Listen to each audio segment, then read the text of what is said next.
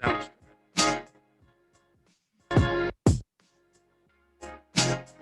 Put your hands up. Time to groove. It's about that time. Have a good time. Dance. Whatever you need to do to make yourself feel good.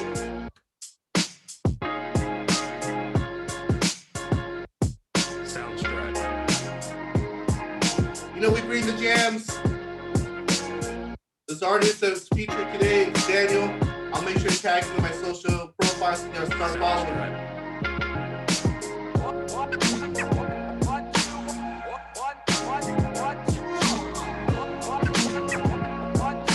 All right, all right. So, Wes, what episode is this, man? Number 5. Episode number 5. You know what they say? 5 times the charm.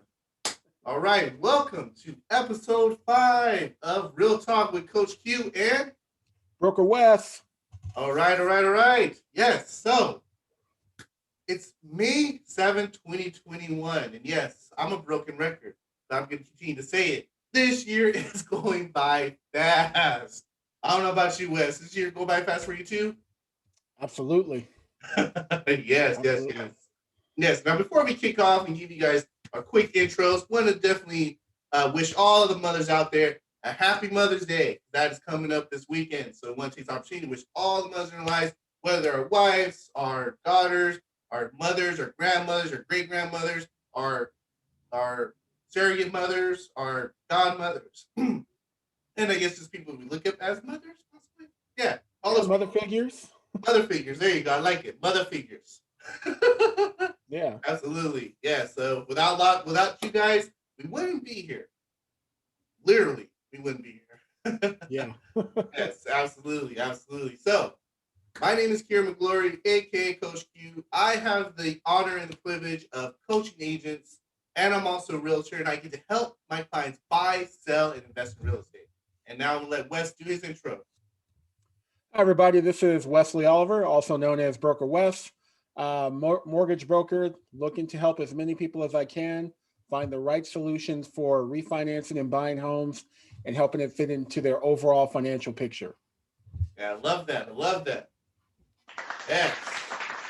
Always great to be able to find financial pictures. Financial pictures are great. Awesome. And thanks for bringing up that refi, Wes. I actually got a message from someone that actually requested a refi. So I'll make sure to shoot them their information after the show today.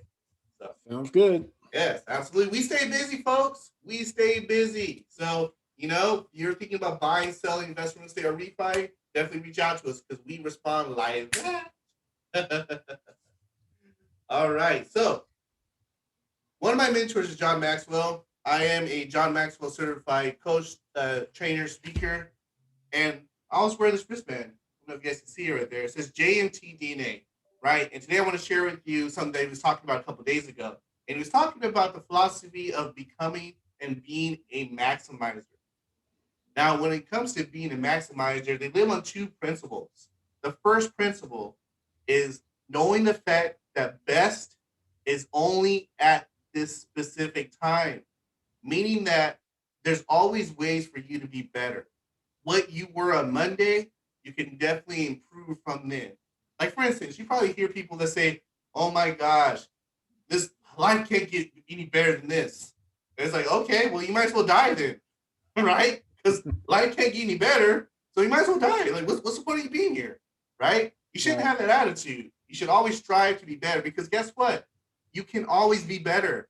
You can always grow. As long as you wake up breathing, you can always create a better version of yourself. And number 2, there's more than one way to arrive to the solution. A lot of us get comfortable. We find one way to do things and we just do them.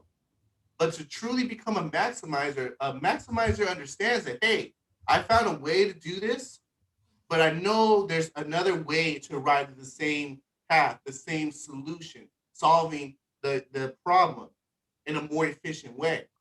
So I strive for each and every one of you guys and challenge you guys to become maximizers, knowing the fact that you can always better yourself each and every day, and knowing the fact that there's more than one way to arrive to a solution. Thank you. And Wes, you want to add anything to about becoming a maximizer? Because I know you are a maximizer. Yeah, because one thing I'm someone who firmly believes that you can't stay where you are. You're either improving or you're getting worse. Because even if you stay where you are, other people around you, other maximizers are getting better. Therefore, you're losing ground. And my favorite athletes were always the A type, crazy personalities that'll win a championship, celebrate that night, and then the next morning go back to working. You know, your I'm Kobe not. You know what? Bryant. I'm glad you brought that up. It makes me think of that commercial with Evan Smith. Right? Mhm. He's on the bench press. Right? Right, And he's like, okay, we won a Super Bowl. right. Ah, and then puts it back up. Right? That was his break. Yeah, that was his break. Right? He's like, hey, won the right. Super Bowl. And then we went back to work. It makes me think about that. Yeah, because there's getting to the top and then there's staying there. And it's more work to stay at the top than it is to get there. Because once you get to the top, you have everybody else coming behind you that's hungry, that wants your spot. That's why one of my favorite rock, well, I think probably my favorite Rocky. It's close between Rocky 3 and Rocky 4, but probably more Rocky 3. But the thing I loved about Rocky 3 is you saw everything that's talked about in the song The Eye of the Tiger. So he won the championship. He got complacent. He changed his training environment. He's posing for pictures, and he's got the cheerleaders hanging out with him. And then you just see Clubber Lang in a dark, dusty dungeon, just training his behind off. One in that top spot, and then he gets Rocky, and then what does Apollo Creed do? He takes him back to the basics. He takes him back to that gym back in LA with all those guys who are hungry trying to get on top. And he tells them, you lost the edge. You lost the eye of the tiger, you know? And that's why it's so hard to stay on top. And that's why, like I said, that's a great movie because you get to see all of it. Yeah, I The love full that. transition. Absolutely. And I love the Rocky. I love the Rocky analogies. I got to be honest with you, man. Definitely, Rocky is definitely one of my favorite movies of all time. And anytime that we get to relate these to Rocky, it's always a win in my book. So I definitely appreciate that. Awesome. Right. Which almost all of life does relate to Rocky. Doesn't it, though? It does. I love it. I wish my wife felt that way because whenever I give her like Rocky, anything for Rocky, she's like, she gives you that wife stare. We all get that Uh-huh. wife stare, right? Yeah. I'm like, okay, I understand. All right. Love you too.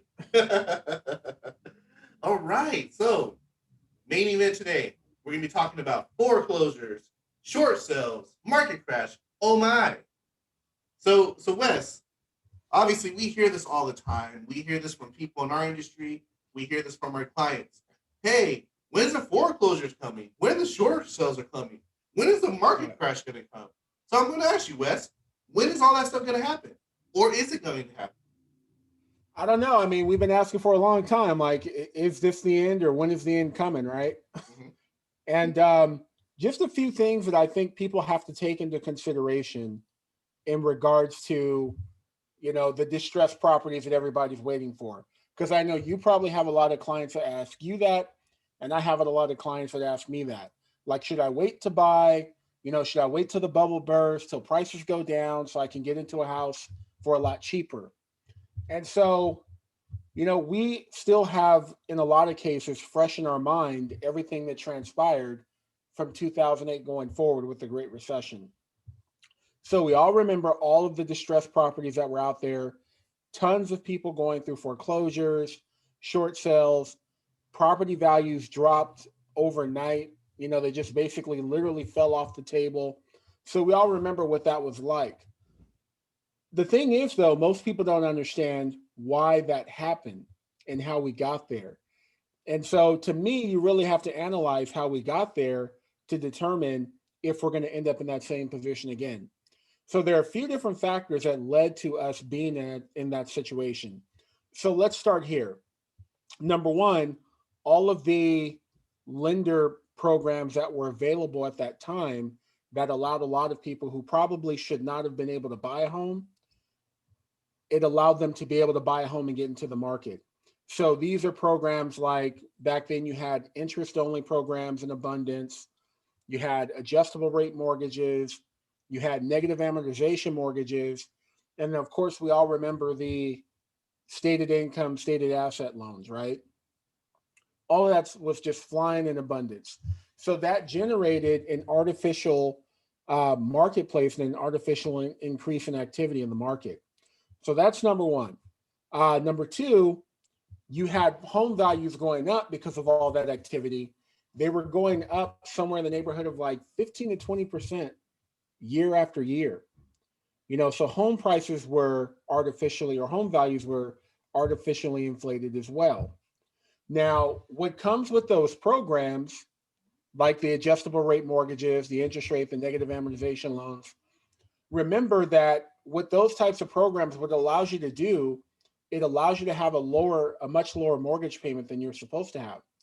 Because if you're only paying interest as opposed to principal and interest, that's a completely different situation. Or if you have an adjustable rate mortgage, how those work, if a regular fixed rate mortgage is at 4%, your adjustable rate, say, might be at 3%. Now, that adjustable rate mortgage is only going to be there for a short period of time, sometimes 3 years, 5 years, 7 years. And then, of course, you have the negative amortization loans, which gives you the option to pay basically what you want on your mortgage every month. So all of those things, usually when people got into those programs, their loan officers were telling them, yeah, it's going to go up at some point, but we'll just refinance you again. Well, one thing about refinancing, you need to have equity in the home in order to refinance. So all those people who had all those low mortgage payments and they were planning to refinance, when the market reset and the property values went down, there was no way for them to refinance. So all their payments went up. And guess what? They really couldn't afford those payments, right? And then another thing that people don't talk about, of course, is how, I'll say, cooperative the appraisers were back then. And you literally have the ability to pick your appraiser. And I'm sure there were many. I want this price. I want this price. Right.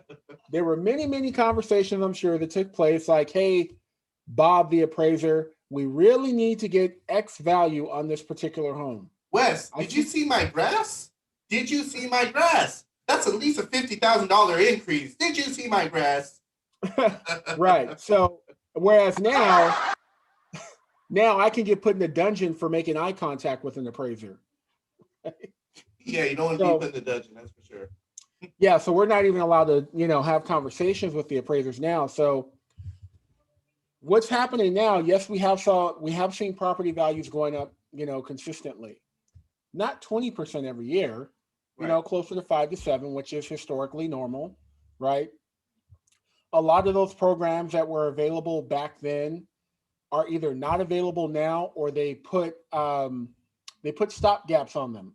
They do a better job of qualifying you for them. So, for instance, when I talked about that adjustable rate mortgage being at 3%, you have to qualify at a 5% mortgage payment or 5% interest rate to qualify for that lower payment. That's one of the things they did. The negative amortization loans are gone. Interest rate only loans still exist, but usually you have to put more money down to get them. Stated asset and stated income loans, even though they do still exist, you have to put a lot more money down. They're not available or readily available to most of the public because most people don't have that kind of money to put down. So I don't think, oh, by the way, guess what's been happening over the last year? Historically low interest rates. Yes. Right? Give it up for those historically low interest rates. Yes. Oh, yes. Thank you for that. So what that means is that those properties are now a lot more affordable for those people because you have a lot of those people who refinanced into much lower rates. And on top of it, because of the activity in the market, guess what people have in their houses now? Equity! Give it up for equity. Yes, people. Value in your houses. Thanks again, Wes, for all that, what you've done. Right. So if you have equity in the house and you can't afford the house, guess what you get to do? You get to refinance. Yeah! Right? You get to refinance. Or if you couldn't afford the payment even after you refinance, you get to call someone like Kier and say, hey, Yes, call me now. Yes, call me. Yes, absolutely. operators are standing by. Right. So you get to call a realtor and you get to sell the house because you have equity. So you get to walk away from it. So that's not to say that there won't be some faction of short sales, maybe even foreclosures. I have a feeling we are going to see something like that. Foreclosure? Yeah. Kind of So awkward.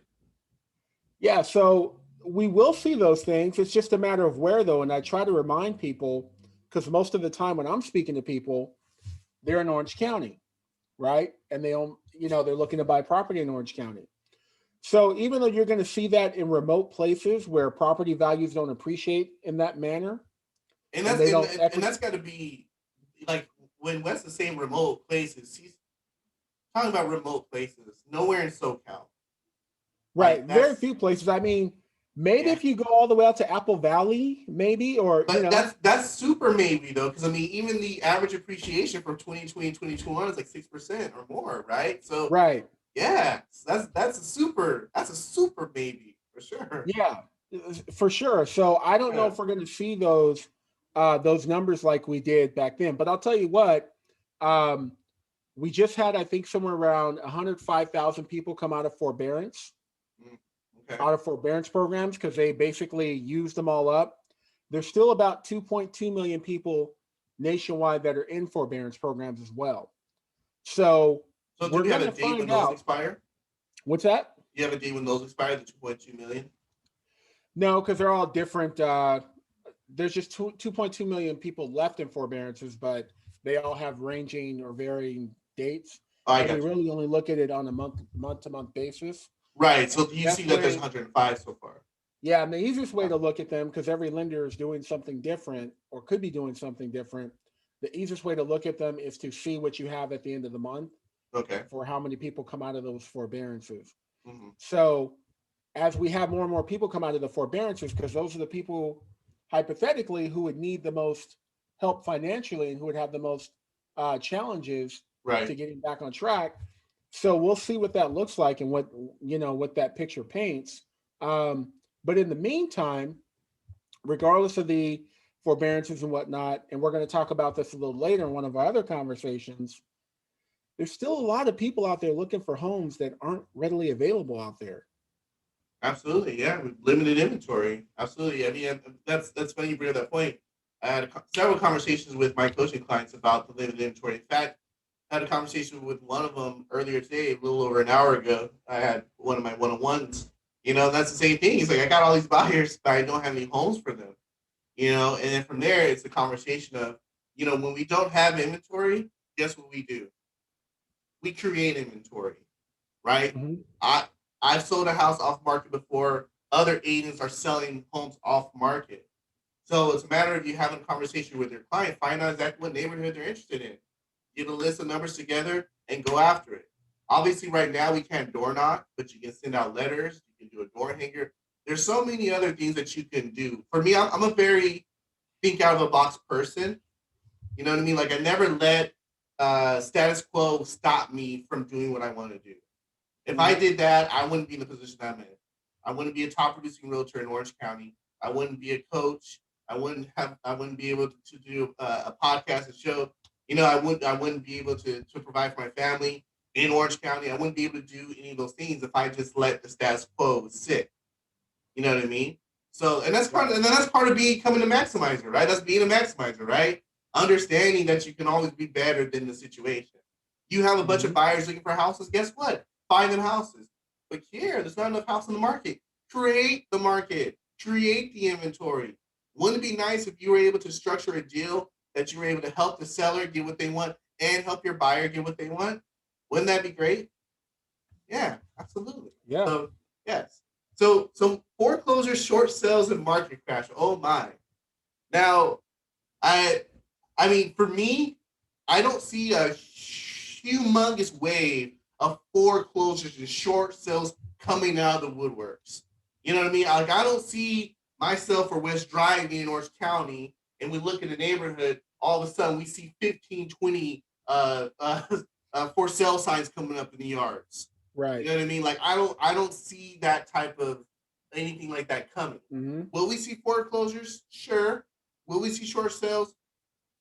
Possibly. You know, but for people out there that are really waiting, and the people I'm talking about, I'm not talking about investors. I'm talking about people that want to buy their first house or people that Right. want to buy a house because of their situation. So you don't wait. You know, it comes down to these three things. This is something that you actually shared with me, Wes. You know, are you financially responsible to take on a mortgage? Can you financially afford the house? Well, do you plan to live in the house for these 2 years? If you say yes to all those things, then you're ready to buy a house. It's a matter of taking the conversation down from a world view to a one-on-one view. Because what's right for you may not be what's right for everybody else. And that's a conversation I have with our clients. You know, every time you say that, every time somebody says that, what's right for you may not be right for some. Immediately, I hear the Different Strokes theme song. As that's one of the lines Oh my of the God. theme song. Yeah. But yeah, that's exactly right. Like I said, in Orange County specifically, you know, I don't think we're going to see that because also keep in mind, and this is something I've experienced because I've helped a lot of people buy homes during this pandemic, actually, as I'm sure you have. Most of the people that can afford these homes, there are a lot of these people that can afford these homes were afforded the ability to still work at home, you know, during the pandemic. So, Right. you know, I know a lot of people are out of work and a lot of people are struggling. Unfortunately, a lot of those people are from, you know, the service industries, like, you know, restaurant employees, you know, people who are in the entertainment spaces, movie theaters, concert houses, things like that. So when you start looking at like median incomes in Orange County to which you would even need to be able to afford a home in Orange County, you know, you probably have a lot of professionals that, you know, are not struggling or did not have as wide of an impact as other people like in the service oriented industry. So Yeah, absolutely. Absolutely. Well, thank you for that main event. Foreclosure, short sales, market crash. Oh my. Now we move on to hot topics. You never forget your first love. yeah. Give it up for that. Give it up for that. So Wes, when we came up with this topic, let's share with the audience. What do you mean by this? You never forget your first love. Yeah. So I was sitting there on the couch the other night. I got the mail and, you know, I opened up a letter. And as I started to read the letter, it was from a gentleman who works for, he's a real estate agent that works for, I forget what company, not important. Not important at But all. but basically the email was letting me know that the agent that helped me buy my current home that I live in, which I bought back in 2008. So this is before he met me, y'all. Because it would have totally been me, but this is before he met me. Yeah, of course. But yeah, we gotta tell everybody. Yeah, so this was back in 2008. So this was what, 13 years ago almost? And I got to tell you, like reading that, you know, she'd passed away, that was what the message was, to let me know that she had passed away. And it kind of hit me like it was like a family member. Now, keep in mind, and she did a great job, by the way, but I have not spoken to her, you know, it's probably been about a decade since I spoke to her, you know, longer still since I'd seen her. And so I've had no real contact with her virtually. I mean, I used to get her mailers in the mail, whatever, but I was on her mailing list, but have really had no contact with her for the better part of a decade. And it still kind of hit me like, you know, someone I cared about had passed away. And what I took from that was buying a home is one of the many firsts that you have, or few firsts that you have in your life that are like really important, that really stand out, that you really check boxes on, right? So You remember maybe your first day of school. That's a big one. You remember your first child being born. That's a big one. You know, um, for some people, they remember their first marriage. That's a big one. But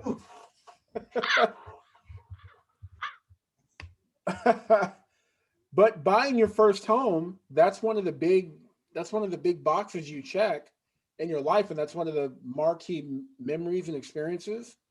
And whoever assists you with that is going to have an impact on your expectations on going through the home buying process, good or bad, and they are forever going to be part of that memory, regardless. They're always going to be part of that memory.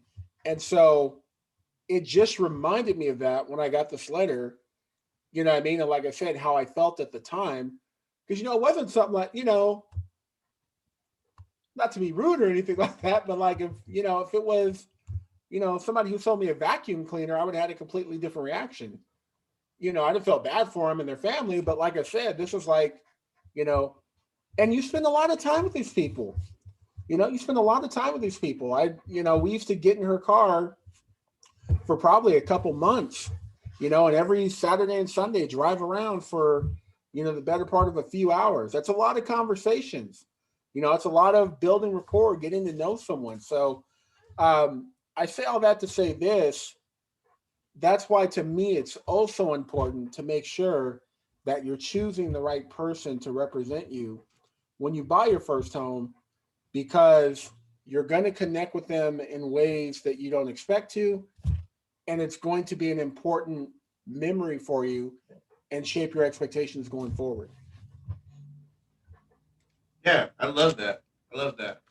I mean, being able to, see it, when I show them, when I'm able to give the keys to my clients and their first time, and their first time home buyers, really being able to see their reaction and their expressions and still touching base with them and still hearing, how appreciative they were for me to actually help them and guide them on this journey to home ownership. So yeah, man, I definitely could to relate to, what you're saying. You know what I mean? And yeah, maybe it's not the same as like a vacuum cleaner. You know what I mean? It's not the same, but still, it's still great to really help someone transition, and going to another new stage of their life of being a homeowner. And still hearing the praises, like people I've helped sell homes a few years ago.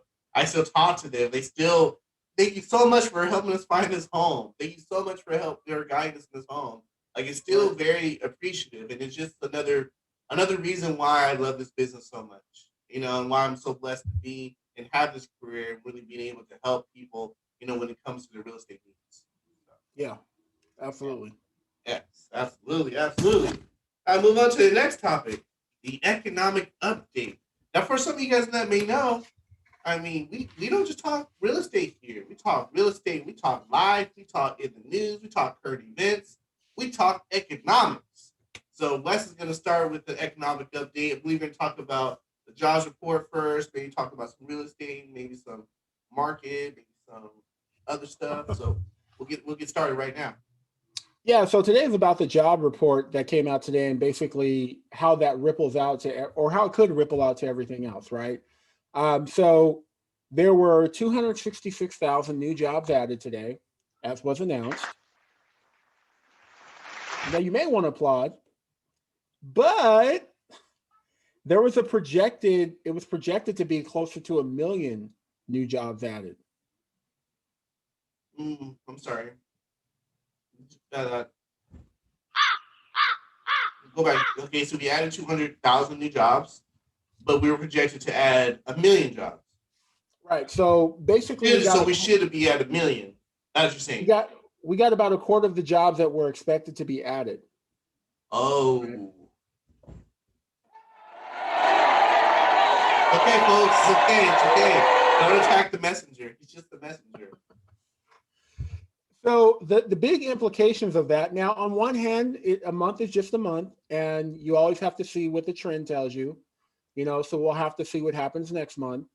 But on the other hand, in the meantime, in the short time, what this does, the implications that it can have is where the lines are drawn in political circles and what battles are going to be fought. So, on the right side of the aisle, you have, an expectation.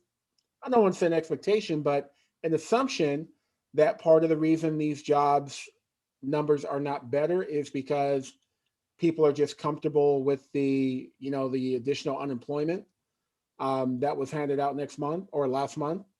But also on the left of the aisle, you have, remember, President Biden talked about his infrastructure plan and adding jobs and all that. So that's going to lead them down that path. And so, long story short, what could end up happening is you end up in a situation where, like, let's say the infrastructure bill passes, all these new jobs are added, you know, more people get back to work. Now you have to worry about inflation. And if you have to worry about inflation, then you have to worry about the Fed doing things to slow down inflation by raising rates. That would lead to your interest rates. Oh. Oh. No, we don't want raise rates. Yeah, so we'll have to see how that plays out over the next month and which battles are fought and who fights them and who wins them. But ultimately, yeah, we'll see. But it was a disappointing day. Yeah. Well, it's not your fault, Wes. So, yeah. Give him a hand for getting this news. It wasn't the best news, but you had to hear it, right? So, Yeah. So that's your job report. So that's our economic update for today. So what we'll do is either every week or every other week we'll give you an economic update. So it won't just be real estate; it'll also be other areas because we want you to get value from our show, not just real estate stuff, but what's also going on with the world because that's important, right? And we read and we study and we learn this stuff. So might as well share it with you, right? So thank you again, Wes, for that. Great information for us. Yeah. All right. Now we're moving on to one of my favorite segments of our show, which is the Wes Files. Oh, I'm sorry. Hang on one second. Let me The cue that Wes guy. Files. It was ready to go, and then it just. Oh, this is awkward. Ladies and gentlemen, one more time. The Wes Files.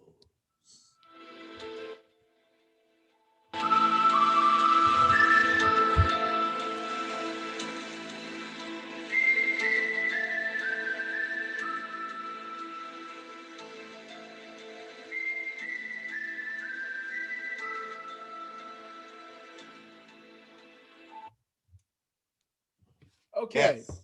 So I think in one of our early episodes, I'd had a conversation about experience I had where I had a particular buyer who always wanted to deal with the listing agents because they thought it would help them get their offer accepted. And at the time, I said, well, realtors have a fiduciary responsibility, you know, to make sure that the best offer is, or help the seller choose the best offer, not the one that's going to benefit them the most.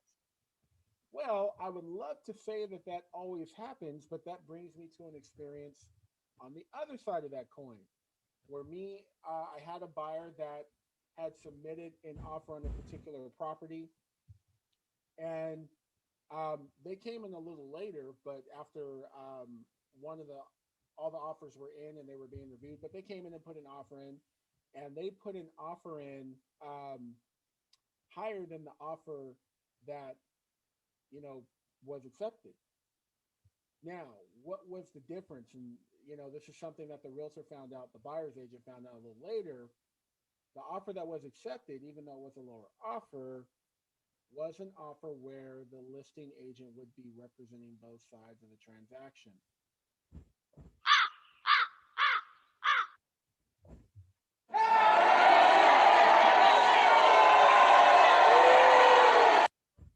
Ow! Yeah, absolutely. That's what that East deserves. Let's give it to him one more time. Ow! Yes. Right. Now, of course, we don't know what other factors might have been included in that offer being accepted, but just wanted to make the point that even though you should be able to expect whoever represents you on either side of a transaction to make the best decisions or help you make the best decisions on your behalf. But that doesn't always happen, unfortunately, in this industry. It just doesn't. Especially because you have some people that don't have the consistent production. And so when they get the opportunity to make a little extra money, they can't resist. Even if it puts, their buyer or seller in a slightly worse position. So that's why I always express to buyers that I'm working with, who you choose to represent you is very important. Because I know you can watch shows like House Hunters, and it seems like the realtor is just there basically to bounce ideas off of and then ultimately, draw up an offer. But they're there to help you make decisions, and they're there to be your eyes and ears and use their experience to help you make decisions and put you in the best possible situation. And on the other side of that coin, to not put you in a bad or a worse situation. So it's very important that you are guarded in your decision making process for who you choose to use. And that's why referrals can be a huge impact. That's never a bad way to go. Now, the one thing I would say, the one caveat I would say about the referral, I would personally ask someone if they use that person themselves to go through a transaction. Because sometimes you have people just referring people to you because they know them or they rubbed elbows with them and they like their smile, right? But it's like, but did they ever help you buy property? Well, no. Then how do you know how good of a realtor they are? I don't know, right? But yeah, referrals are a good place to start. You can also check their track record. As my mentor used to tell me, you can pay for a lot of things, but you can't pay for a track record. So looking at their reviews, talking to some of their previous clients, maybe even I've known some people that do that. And then, just interviewing these people and getting a true sense for how they work, their personalities, their professionalism, the expectation, letting them know the expectations you have of them, and, kind of seeing how it all fits together. And if you guys have a good match with all those items. And like I said, and you can interview more than one person, and that's also obviously advice that a lot of people give, and that's fine. And that's not bad advice either. But again, you also want to be looking at these other areas as well. Yeah, absolutely. Absolutely. Well, definitely love that, Wes. Definitely good segment on your Wes Files today. Sorry for the technical difficulties we had earlier as we're starting the Wes Files, but I think we got it under control now. So now Wes is going to sign us out. Hey, here a little bit. Get up a little bit. There it is. There it is.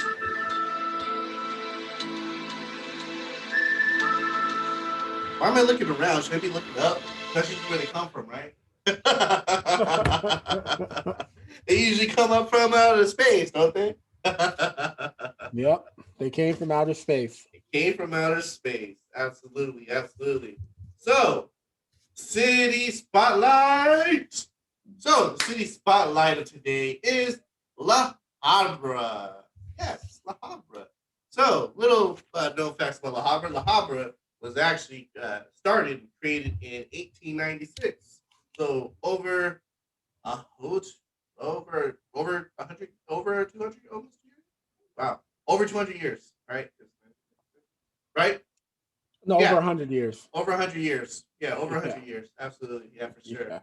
So population size a little over 60,000. Average income is like a little over 48,000. And average days on market right now in La Habra happens to be 19 days, which is actually kind of relatively higher than other cities around, because what we're normally seeing is about 10 days or so in the market. So you got a few more days in La Habra. Average home price in La Habra is $867,000. So yeah. So maybe that's why homes stay on the market just a little longer. So, and I'll also let Wes share some fun facts about La Habra. Yeah, and you said the average income is like 48,000, but the median income is 84,000. There it is. Yeah. Because Carry if the the eight. home price is 813,000, you got to have some money to be able to purchase it. Now, that's household income. So maybe that 48,000 is individual income. So as usual, I always like to see what the school situation's like, and what do they have special as far as what activities, events, things like that. So they have one university, which I didn't know, Biola University. Wow, I did not know that. Yeah, I did not know that either. They have 2 high schools, 2 junior high schools, 8 elementary schools. And then one of the high schools is ranked pretty high. It's ranked at an 8. So you got that going for you. I'm sorry. They have one private school, one private junior high school elementary / junior high school. So it goes K through 8.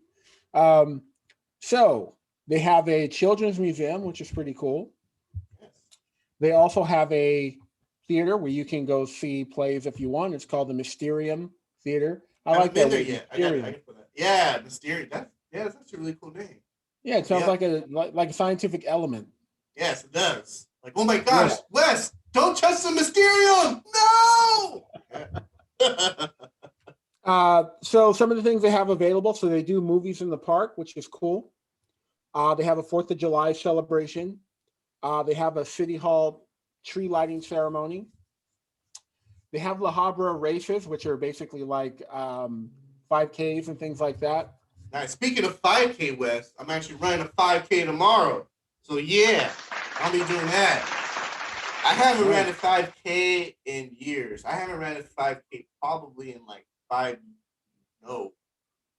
in 10 years or something like that. Like, I think me, Brian, and my wife and I were probably dating for maybe 2 years last time I ran a 5K. And it was at Huntington Beach. So it was pretty cool. Like, we're just walking the sand and doing our thing. So it was cool. Tomorrow I'm going to be in Chino. So we'll see how the terrain is. So since a 5K, which breaks down to math, I think it's 3.1 miles. So I mean, it's not too crazy, but I'm not going to go crazy with it. I'm not going to try to, break a speed record or anything crazy like that. Because I actually have a brunch I have to go to right after that. So my wife's like, okay, well, you should have enough time to get home by 10, right? How long is it really going to take you to this 5K? It's like, excuse me? I ain't trying to break no records here. Well, I mean, you could walk 3 miles an hour. Yeah, exactly. There you go. Yeah, that should be fine. Yeah, don't hurt yourself, though. Don't go too hard, man. You're out of practice. Yeah, man. It's different. Like, when you're in the gym, you're on the elliptical or on the treadmill or doing the bike or whatever. That's different than when you're actually out and you're actually, walking, running. Like, it's different. Dealing with the elements. Yeah, dealing with the elements. Absolutely. For sure. Yeah, especially because a lot of the equipment at the gym has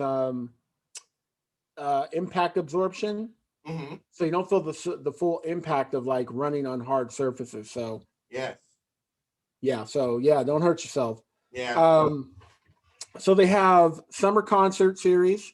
They have a senior salute week for the seniors. Spring family egg extravaganza. I can only believe that has something to do with Easter. They also have a tamale festival. Now that I am interested in. I love me a tamale. Yes. Give it up for tamales. Yeah. Yes. For some of you guys that may not know, Wes and I were actually grew up in Santa Ana, and yeah, tamales was definitely. If we can say Santa Ana has a native, if we can say cities have a native food, tamales would definitely be top of the list when it comes to Santa Ana. Yeah, absolutely.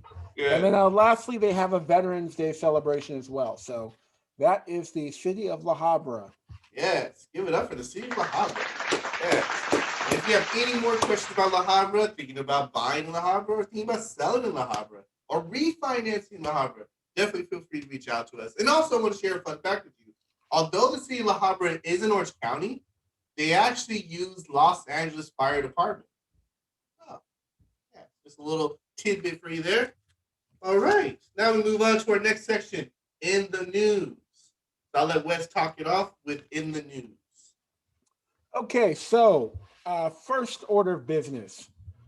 So Fannie and Freddie are coming out with a new refinance product, and it's set to really kind of copy some of the some of the benefits of an FHA streamline, which is a simpler way to do an refinance if you have an FHA loan. And so this is a program that is there to kind of help low and middle income families be able to refinance their property and make it easier, right? So Fannie's program will be called Refi Now. Refi Freddie- Now. Refi Yeah, I Now. love that name. Refi Now. I love it. Refi Now. Refi Now. Like, Yeah. And Freddie's program is called Refi Possible. I like Refi Now. Yeah, Refi Now. Refi Possible. I like Refi Possible. Do you? I mean, I guess it kind of is cool because you're thinking of Mission Impossible. Which is awesome. Like Ethan Hunt, you know, hanging on wires, helping people fill out their loan documents. Yeah, that'd be funny. Okay, all right. Okay, that's kind of cool. I'll give it. Okay, so here's a few features of the program. Number one, no cash out. So it's just basically to reduce your interest rate. Okay. And so as a measure of that, they want the buyer to be able to reduce their interest rate by at least a half a point or be able to save $50 monthly on their new mortgage payment. Okay. So they kind of have a bar to make sure that you're saving enough for this program. Let's see here. So owner-occupied properties only. Okay. You can only have one late payment in the last 12 months and no late payments in the last 6 months. Now, I wonder with this, Wes, like, I mean, can people that are on this forbearance, could they qualify for these or probably not? They will be able to eventually. Most banks' policies on people who are in a forbearance, you have to end the forbearance. Okay. And then once you end the forbearance, you have to make 3 on-time payments on that mortgage. Okay, well, that's good. At least they don't have to wait 12 months to do this. Okay. Yeah. So that's what most banks are doing. You have to have the loan for at least a year, right? Your income cannot exceed 80% of the area median income. Those numbers are easy to find. All you have to do is type it in. It's everywhere. That's what they do with some of the census data. Your credit score must be at least a 620. So you don't have to have great credit, 620. And then also, this is what's really important. Your debt to income ratio can be as high as 65%. What? Yeah. Give that up. Give that up. Wow. Now, why that's important is because typically on a conventional mortgage, your DTI has to be somewhere between 45 to 50%, right? So a lot of people actually end up going to an FHA loan because FHA allows you to go up to as high as 56.9% on your DTI. So this one, they're going to allow you to even go up to 65%. Wow. And your LTV can go up to 97%. So you only need 3% equity. So they're really trying to help people, you know, lower their mortgage rates. Well, they want people to stay in their homes. that's exactly really what they want you to stay in their homes. They're really trying to help the people who need it the most. And this is why I really feel that we're not going to see this huge wave of foreclosures and short sales and things like that, just because, you know, we have programs like this that's going to help people stay in their homes. You know what I mean? Right. And I believe Fannie is supposed to go live in June, and Freddie's program is supposed to go live by August of this year. Okay. So before June summer's obviously even is right over. around the corner. Absolutely. Yeah, you'll have those products available to you. So that's our first item. So we have a new product coming to the stage from Fannie and Freddie to help low and middle income buyers refinance. So it's refi now and refi possible. Yeah. You know what? As I'm starting to say it more, Wes, refi possible, refi possible, refi possible. It's starting to grow on me, man. I'm starting to like it. I'm telling you, man. Yeah. I'm telling you. Yeah. So thank you for Cool sharing little that. theme song and everything. Dun, dun, dun, dun, dun, dun, dun, dun. Okay, so another interesting thing in the news. I came across an article. So, title of the article: Millennials driving home prices. Entry-level homes see greatest gains. Now, what we've seen, there's been an 11.3% increase for the month of March in appreciation for homes. Okay. That's good. Great. Yes. Yeah, appreciation. 11.3%. That's amazing. Yeah. Millennials represent 54% of the home purchase applications over the last year. So more than over half. 50%. More than That's half. crazy. Wow. Yeah. Now, what this is due to is the older millennials, they're now in a position where they're starting to upgrade, because they probably got their entry level home before they were married or had kids. Now they're older, they're looking to upgrade. And now you also have the younger millennials that are looking to buy their first property. Yeah, so it's kind of like a swap. Yeah. It's like you take this home because this is now your lifestyle, and I'm going up to my now lifestyle. I like it. Right. Now, starter homes are also in great demand right now, and they're in short supply. So In keep in fact, mind, before you continue, Wes, I gotta tell you, one of my coaching clients we spoke to today, his clients wrote an offer in a house. The house had 87 offers. wow. Are you freaking kidding me? Hey, Mr. Seller, we have to sit down and go over the offers. What time can you meet on Wednesday? Oh, well, I can meet you for an hour Wednesday. No. I said, are you available for Wednesday? Because it's literally going to take me the whole dang day to go over these 87 offers with Right. me. Wow. That is crazy. Wes, I don't know about that. Man. 87 offers. Like, that's amazing. The house ended up, it was listed at 600. Mhm. They ended up getting the house all the way up to 725. Yeah, I believe it because, like I said, 600. I mean, I know it sounds weird to say that that's on the more affordable end of the spectrum, but it is. Yeah, for Orange County. This house was in Santa Ana as well. Yeah, so it's on the more affordable end of the spectrum. Whereas, if you're talking about $1.5 million, 2 million, you have less people, of course, trying to buy into that market at this point. So yeah, you have way more people trying to buy into the market at the lower range. And like we've been saying over and over again, the product is just not there. Right. Yeah. So lastly, one point I took from the article, and I really want to make this point. I always express to people when you're looking at news about what's going to happen in the housing market, when you're looking at national media, take it with a grain of salt. Because what's happening here, Southern California, is a very different market than other places in the country. Take it with a grain of salt. So, for instance, if they say that home prices are only going to go up 1% in the next year, keep in mind that they're talking about everywhere. That's North Dakota, South Dakota, Wyoming, Texas. Southern California is a little different. So, this is very interesting. Home prices are expected to decline in Houston, which is a big city in Texas. Everybody's running out to Texas. That's what I'm hearing, right?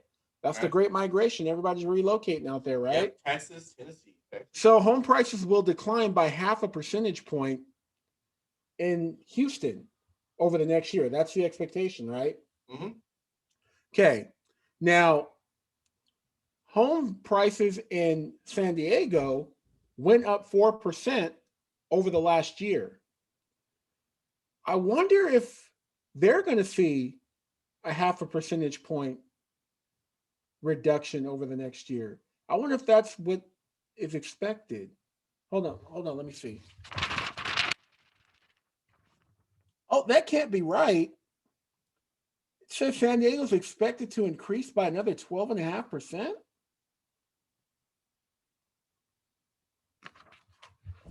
Things that make you go, huh? Absolutely. Wow, that's a lot. Right. So again, guys, like I said, you can't look at one market and extrapolate that over, every market. Because like I said, Houston is it's a pretty big area, right?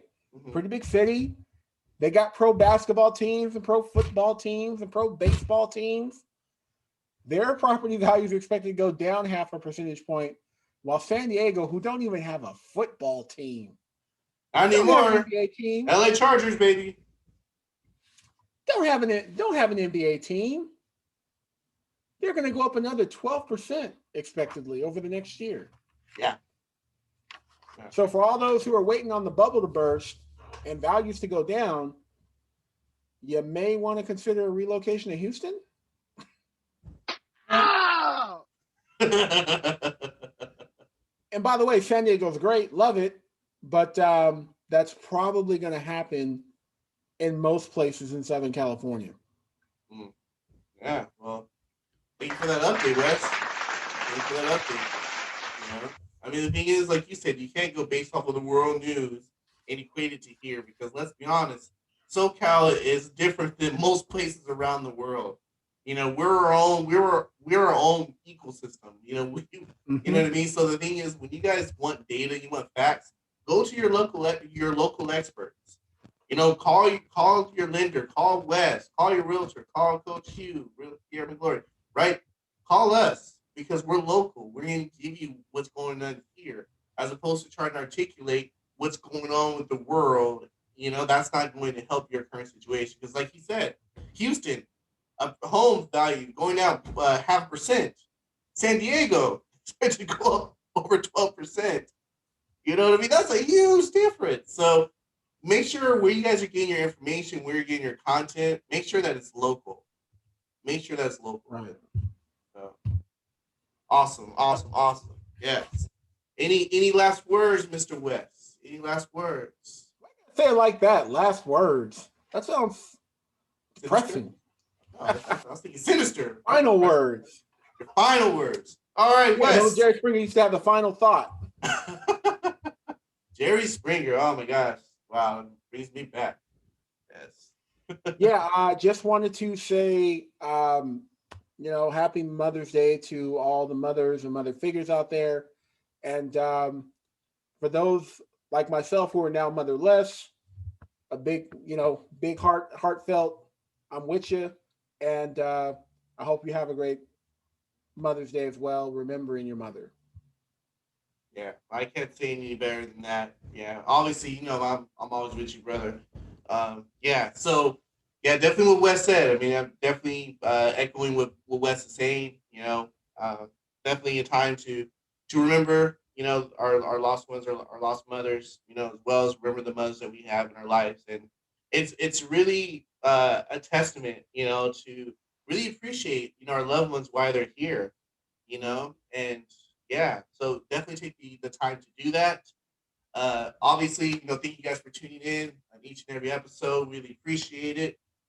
Make comment feedback, share what you like us to talk on the show. We're always interested to hearing what you guys are gathering, and we always want to bring value. We always want to bring value. That's what we strive for on the show. So definitely comment, share some feedback. Make sure to subscribe, all that good stuff. And again, thank you guys for tuning in. Happy Mother's Day to all the mothers and the mother figures out there. And until then, see you on the next episode.